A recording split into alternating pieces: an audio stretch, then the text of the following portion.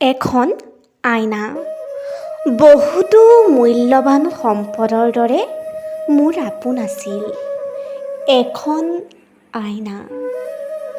মই আত্মগৌৰৱ হৈছিলোঁ তাক চাই চাই। মই হাঁহিছিলোঁ, মই কান্দিছিলোঁ আৰু চিনেমাৰ হিৰোইনৰ দৰে তাৰ সন্মুখত প'জ দিছিলোঁ। সি মোৰ সলনি কৰিছিল হেয়াৰ ষ্টাইল, মুখৰ ষ্টাইল। মই যেন এজনী সুখী ছোৱালী।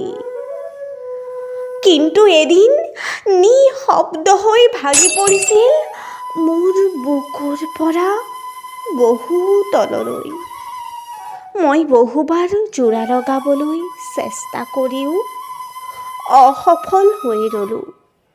এতিয়া চালে নেদেখোঁ মোৰ হাঁহি, কান্দোন আৰু মোৰ সেই পৰিৱৰ্তন ষ্টাইলৰ এতিয়া মাথো নিথৰ হৈ পৰি ৰোৱা এটুকুৰা ভঙা অৱশেষ।